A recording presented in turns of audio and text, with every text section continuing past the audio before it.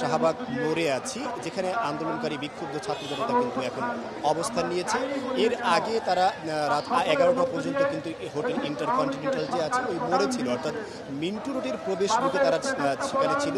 এর পরবর্তীতে রাত 11টা বাজে যখন উপদেষ্টা পরিষদ থেকে একটি ঘোষণা আসে দল হিসেবে আওয়ামী লীগের কার্যক্রমকে নিষিদ্ধ করার ঘোষণা, এরপরে কিন্তু আমরা দেখেছি ওখানে উচ্ছ্বসিত ছাত্র জনতা আনন্দে বিক্ষোভে ফেটে উঠেছে এবং তারা কিন্তু তাদের আনন্দ সেখানে প্রকাশ করেছে বিভিন্নভাবে। যেখানে আমরা দেখেছি অনেকগুলো রাজনৈতিক দল, সামাজিক সংগঠন এবং সাংস্কৃতিক সংগঠন কিন্তু সেখানে অংশগ্রহণ করেছিল এবং তারা সবাই কিন্তু একদম খুবই তাদের মনের যে আকাঙ্ক্ষাটা আছে, আকাঙ্ক্ষা পূরণের যে আবেগ, সে আবেগ কিন্তু তারা তাদের স্লোগানে এবং তাদের কথার মাধ্যমে প্রকাশ করেছেন। সেখানে আমরা সেখানে বিক্ষুব্ধ ছাত্র জনতার মধ্যে সেই বিষয়টি যেমন জেনেছি, তাদের থেকে জানার চেষ্টা করেছি।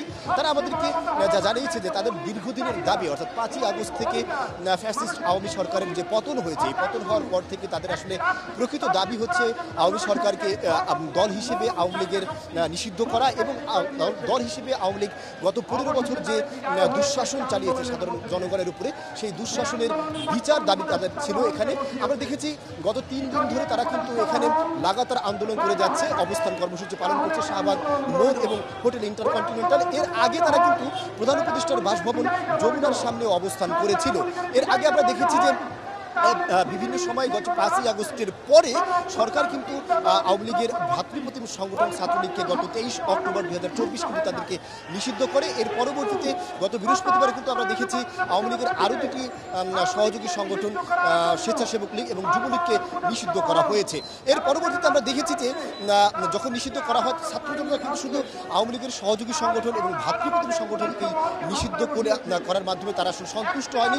তারা আসলে দল হিসেবে প্রকৃতপক্ষে আওয়ামী লীগকে আওয়ামী লীগের কার্যক্রমের জন্য নিষিদ্ধের দাবি জানিয়ে এসেছিল এবং এক দফা দাবিতে গত 3 দিন ধরে তারা কিন্তু এখানে অবস্থান করছে।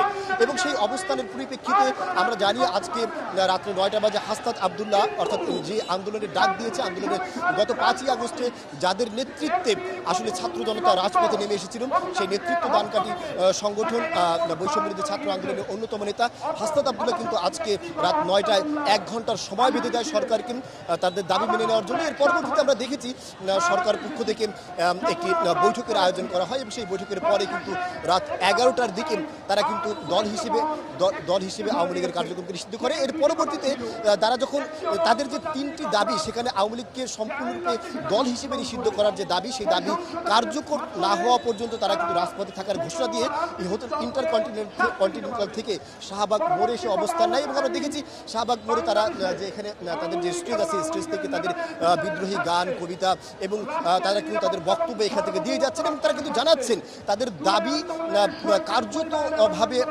আদায় না হওয়া পর্যন্ত তারা রাজপথ ছাড়বেন না এবং তারা এখানে অবস্থান করে যাবেন। আমরা এটাও জেনেছি যে কিছুক্ষণ পরে এখান থেকে হাসনাত আবদুল্লাহ বক্তব্য দেওয়ার কথা রয়েছে।